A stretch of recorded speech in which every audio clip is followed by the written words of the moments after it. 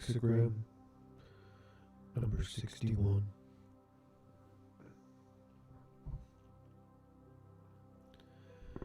Inner truth.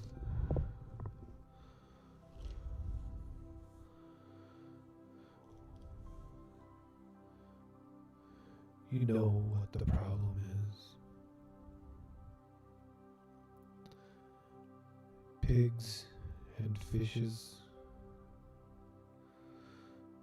Good fortune.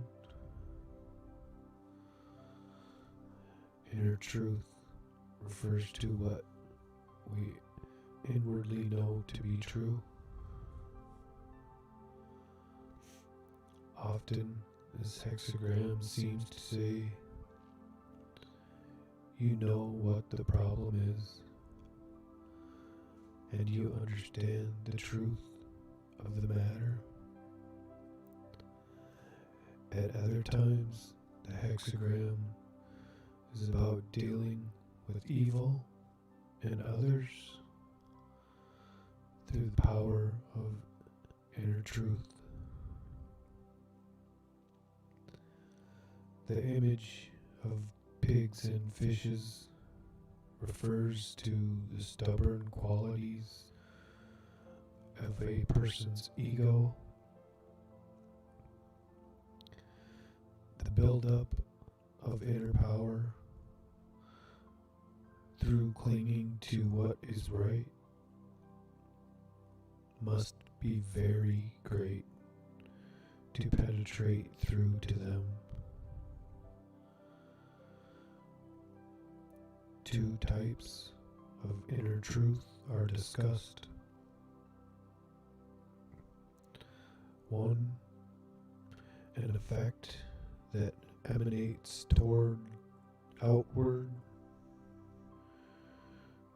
from our inner thoughts, having a force either for good or evil. And the second, as the cosmic aspect of the situation. Inner truth as the heart of the matter, with its own power to correct all wrongs. Before the inner truth of our thoughts can have power for good, we need to apprehend the inner or cosmic truth of the situation in question. To attain this truth, we must first become receptive, suspending all previous judgments. We keep our minds open about people. This means we do not execute them by classifying them in a negative way, or by considering them to be hopeless, or assuming that they are dishonest, ungrateful, or whatever. We also free ourselves of any ideas that a thing cannot work. We allow that the unlikely and the impossible can and do happen. Then we turn the matter over to the cosmos. The inner truth of the matter will become apparent at the right time.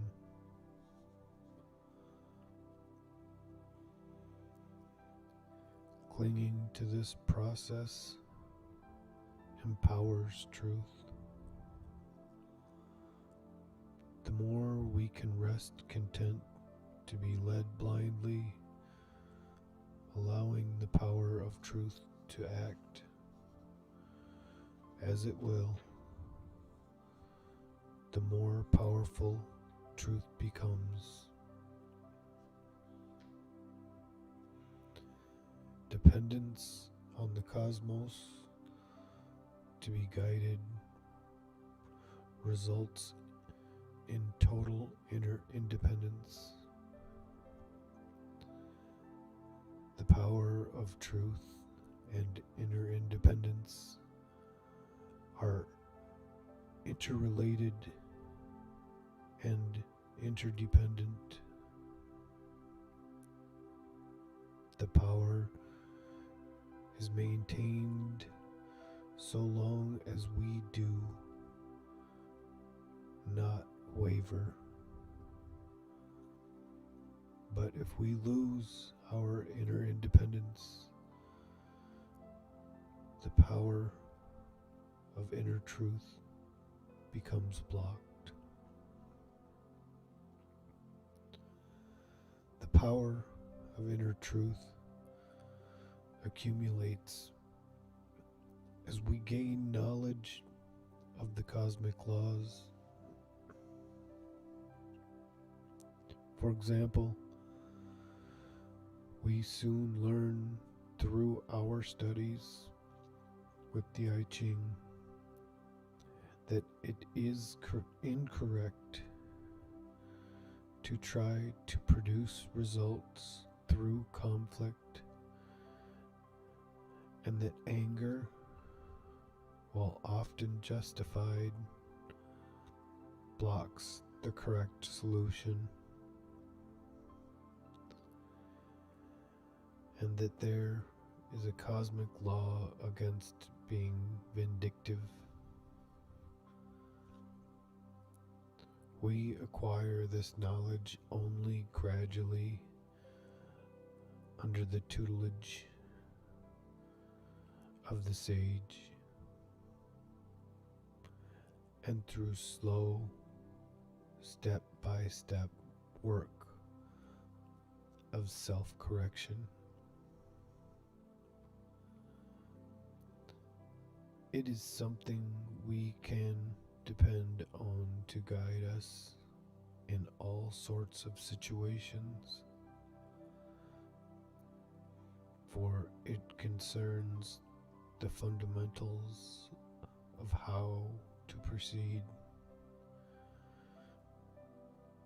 The way a technique is singing, the way a technique in singing, playing the piano, or tennis enables the participant to do well. When we are firm in clinging to this body of inner truth,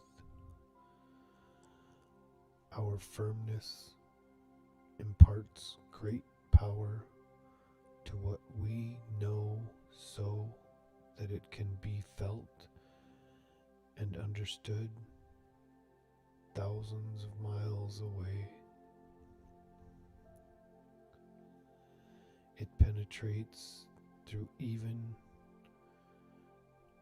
to pigs and fishes.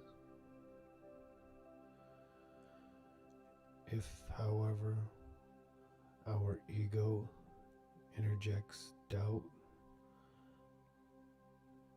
the power quickly disappears. Inner truth also refers to the higher truth we do not yet know. We may rely on this form of inner truth by keeping open, for keeping open enables it to solve any given situation. Even when we are not able to understand what is happening. If we need to know it, this truth will show itself at the right time. Inner truth cannot be used for our private purposes. It is not something we may mentally master, memorize, or hold too slavishly. We must first grasp it intuitively, then confirm it experientially. In this way, the insight becomes knowledge of the heart. We cannot even grasp it until we become in tune with our deeper, true self and to the feelings and vibrations that emanate from things. Once we attune ourselves to the inner truth, we can draw on it as an infinite resource and rely on it completely to the point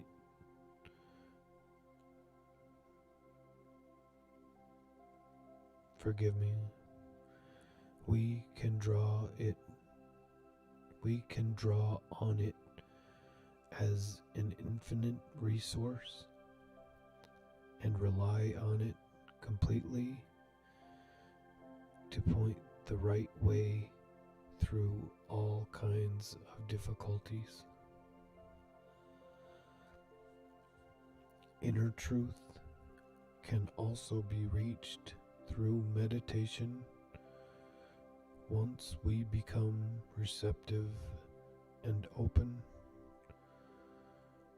and once we have dispersed all prejudice and structured explanations. If we vacillate about holding our minds open, the door to the truth and the light will remain shut. Worrying and wanting will keep the door shut.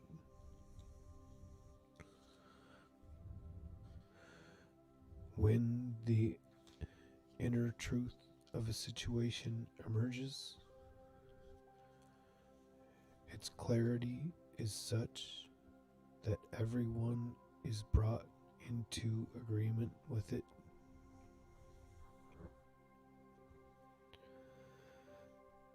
Changing line number 1. If there are secret designs,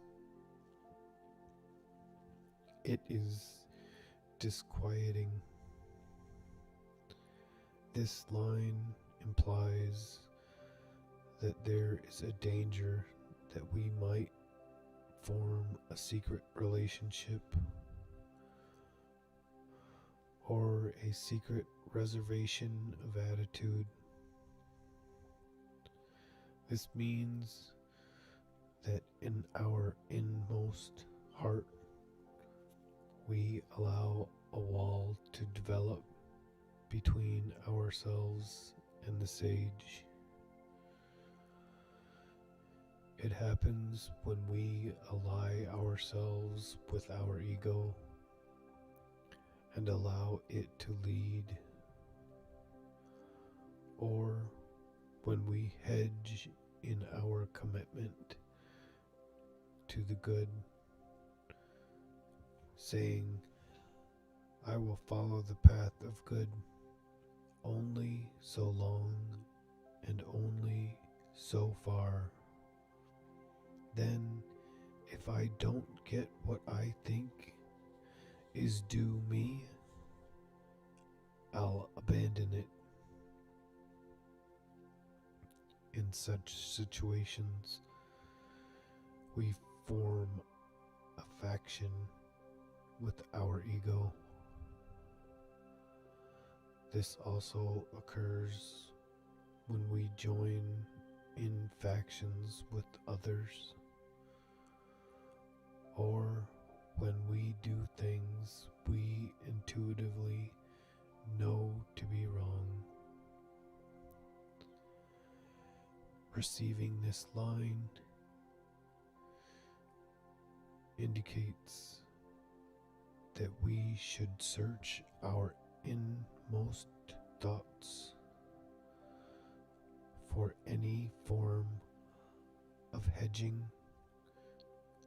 factionalism, pacts, secret promises, or secret barriers that would isolate us from unity with the truth or with the sage,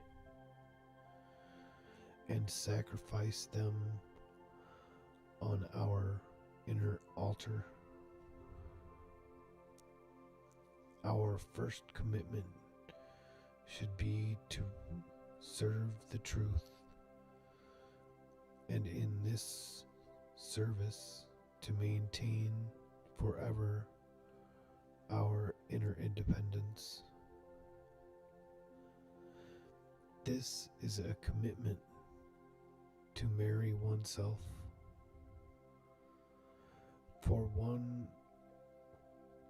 For only then can we marry or extend a selfless loyalty to another.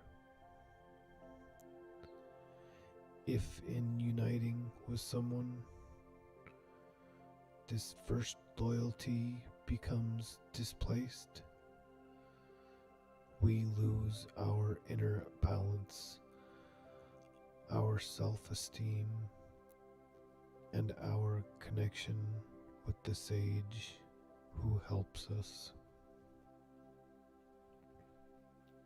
Unity with another is triparity. Forgive me. Unity with another is tripartite. It always includes the hidden higher power or sage. If we put another or something else over the higher power in our hierarchy of commitments, we effectively exclude the higher power. In doing so, we undermine the foundation for enduring unity. Another form of secret relationship occurs when we hedge against being truly dependent on the cosmos by making a little room for desire,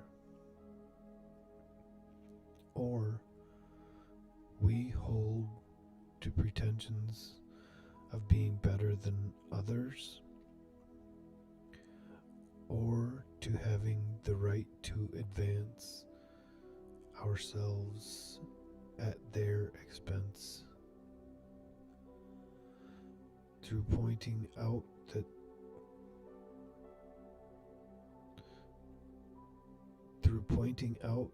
their mistakes and our better judgment, when such thoughts exist, In spite of what we have learned about the inner world and the creative, it means we still harbor doubts at a deep level. These doubts ensure failure. The negative power is not quiescent. It is an actively destructive force. Other examples of secret reservations of attitude: we meet someone under the pretense of innocence, but really plan to bring up in a sort of ambush a controversial subject. We cultivate friendship in order to gain some benefit. We take a dim view of someone in order not to feel disappointed should he not measure up to what we expect or wish. We ignore the cosmic equality of all beings.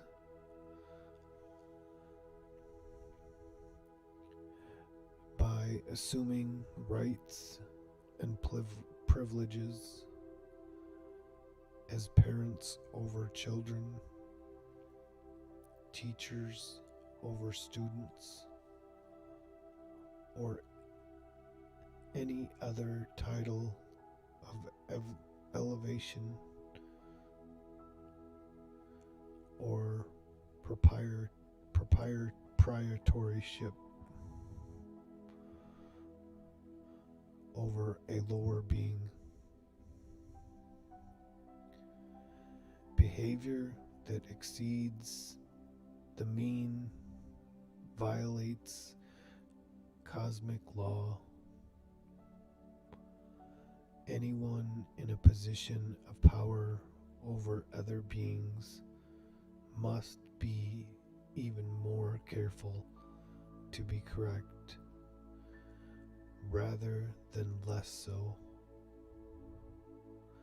In receiving this line, we should check ourselves for presumptuous and culturally decadent attitudes. Conscious innocence and humble dependence on the cosmos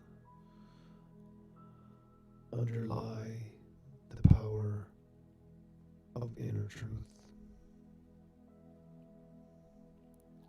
Changing line number 2. A crane calling in the shade. This image shows the fact that firmness or weakness in our values and emotional dependence or independence is communicated to others on the inner level. Our inner attitude is what people feel and know about us. The way astute politicians know what their constituents will accept or reject. If we forget our first loyalty to the truth, others will know we are separated from our source of strength. and will test us. It is no use pretending we are strong if we are weak. Self-development is the only way to attain the power of inner truth. When our values are firmly in place and what we need, and when we nourish ourselves with correct thoughts, a good influence on others cannot be prevented. Changing line number 3. Now he sobs, now he sings. This line underscores the importance of maintaining our center of gravity. The power of inner truth depends on it. This means we must keep free of worrying and wanting. Inner independence means just that we do not emotionally depend on anyone. We become dependent on others when we say to them, "Here, I give you myself. Henceforth, my happiness and self-esteem depend on you and how you regard me. I belong to you." This, of course, is the work of our ego, self-image, which cannot exist unless it sees itself reflected in others' eyes. It will make any kind of bargain on the hope of being affirmed. If we have allowed such a thing to happen to us, we must take back whatever we have given. We don't have the right to give ourselves to anyone, and while it may flatter the other person, he can only despise us for it.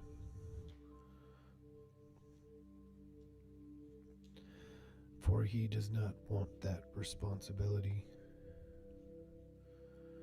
Once he tires of the flattery or the convenience of our servitude, he will abandon us. The only correct relationship we may have with another is one in which both people independently follow the path of the true and the good. Even if we even if we should have not gone so far as to give ourselves away, we should avoid emotional leaning. This happens when we look sideways.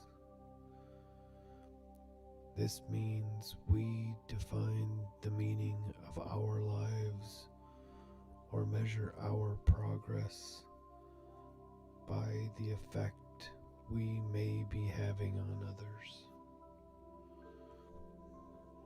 and on what others do and think. It is impossible to take the care necessary to walk our own path if our inner gaze is always fixed on them. The only way to self-sufficiency and inner strength, qualities inseparably linked to the power of inner truth, is to pursue our path independently of all others, and even of the train of events. When people are incorrect in relating to us, we lose our inner independence. If simply to get along with them, we forgive and forget, we should not feed their egos by giving them the impression that no matter what they do, everything is all right. With this attitude, it is only a matter of time before they will become tyrants over us. On the other hand, we must not allow ourselves to dwell on their behavior. We become infected with the inferior thing and again lose our direction. We must recognize the incorrect situation for what it is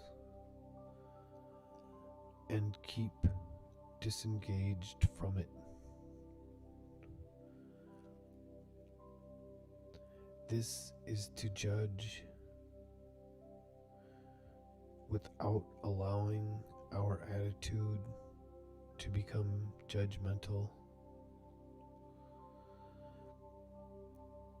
In such situations, we need help from the higher power. Awareness of this need enables us to keep balanced on the high wire, as it were, for that is what is required. Changing line number 4. The moon nearly at the full. The power of inner truth results from depending on the sage, fate, and time to work things out. This dependence is the heart and soul of our inner independence and strength, and it is what arouses the power of the creative. Once this power has been generated and things begin to improve, we must not forget its source by flattering ourselves that we did it when we immodestly forget that our dependence on the sage is the source of our power. The power begins to wane, just as light of the moon, which is dependent on the light of the sun, begins to wane once it becomes full. When we measure our progress in the mirror of self-approval, the ego has entered to claim success. If we fail to reject the ego's flattery, we form a faction with it that excludes the sage. We may never presume that we possess the power of inner truth. It always comes from relating correctly to the higher power as its source. Changing line number 5. He possesses truth, which links together the power of inner truth, which comes from clinging steadfastly to our principles and maintaining our inner independence, develops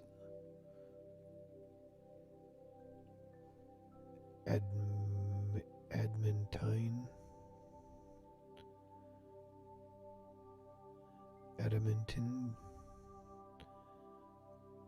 strength, subduing the inferior element in others. There is such a thing as truth. We all know what it is on the deepest level of consciousness. When we cling to this inner body of truth, it has the power to unify people, even though it may appear to others that our actions lead away from unity. However, when we are led by our ego, by its worrying and wanting, by its eagerness to push things to conclusion,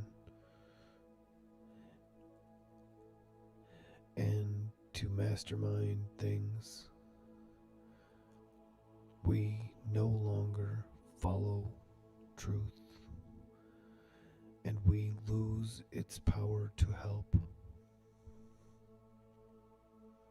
People who are morally correct and strict with themselves automatically draw others' respect. But if they then seek to be credited for their virtue, their influence diminishes, which a person becomes free of all vanity. Forgive me, when a person becomes free of all vanity, the power of his personality is restored. Once more, the distrust and suspicion that block his influence dissipate.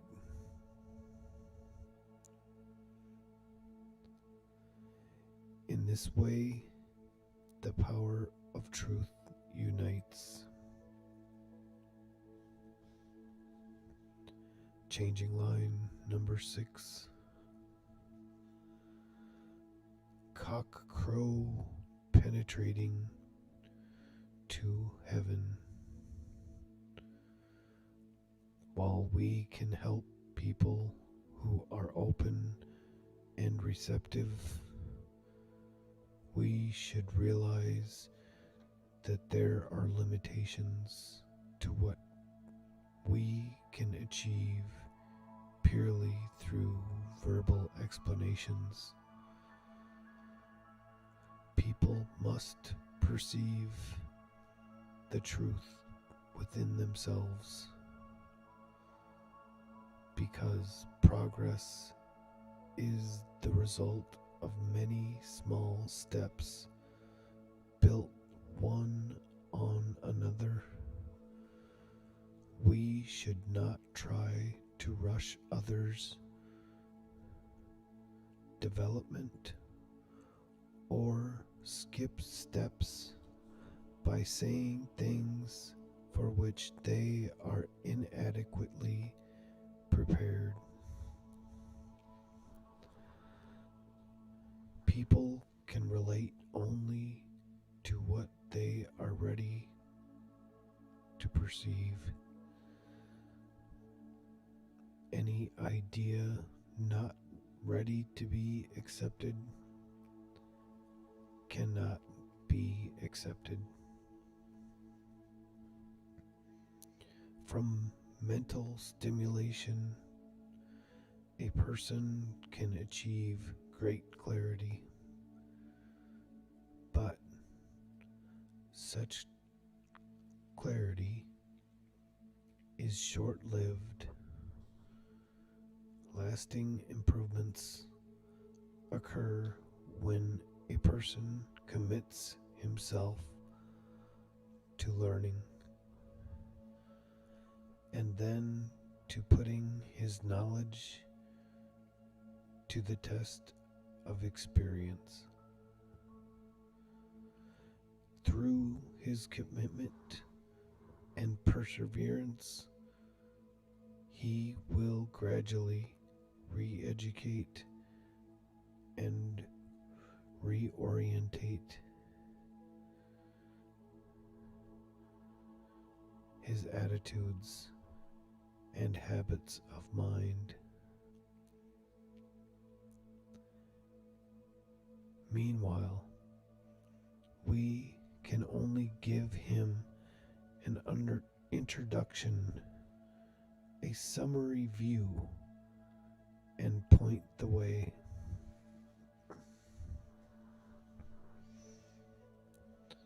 This line also counsels us to take our words seriously, to be conscientious and sincere in speech. We should not think that we say even idly does not matter.